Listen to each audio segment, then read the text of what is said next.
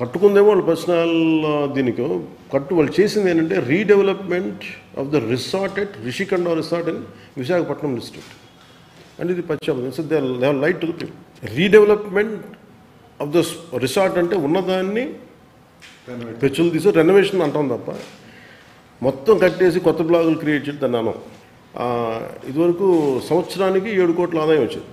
7 కోట్ల ఆదాయం ఉన్న రిసార్ట్స్ని ఓకే మళ్ళీ అదనంగా కొండ తొలిచారు. అది ప్రకృతిని డిస్టర్బ్ చేయకుండా దాన్ని బ్యారన్ ల్యాండ్లను కట్టిన ఓల్డ్ రిసార్ట్స్. టూరిజం శాఖ 7 కోట్ల ఆదాయం వచ్చేది. ఇప్పుడు ఒక్క కరెంటు బిల్లే ₹1 కోటి పైన కట్టాల్సింది బకాయిలు. ఏదైనా సరే గవర్నమెంట్ డిపార్ట్మెంట్ బకాయిలు పడితే అది ఈవెన్చువల్గా గవర్నమెంట్ లాస్.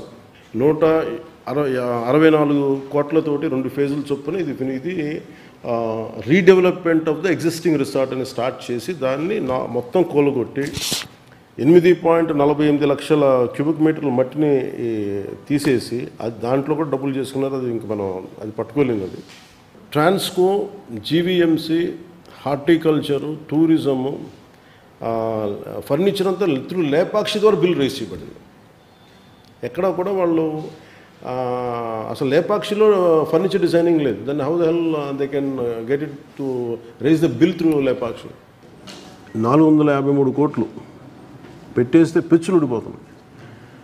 ఒకటి మనం చూడాల్సింది కన్స్ట్రక్షన్ క్వాలిటీ ఎట్లా ఉంది అనేది అది పక్కన పెడితే అది ఒక సపరేట్ టాపిక్.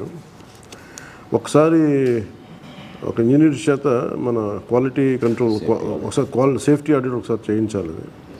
అంటే ఏం లేదు, ఇందాక మనం చూస్తే ఇది సీఎంఓ బ్లాక్ అంటున్నాం కదా, ఆఫీసులో పెచ్చులు పడిపోయినాయి అని ఇలా కూర్చుంటే ఇది పడిపోయింది అనుకోండి.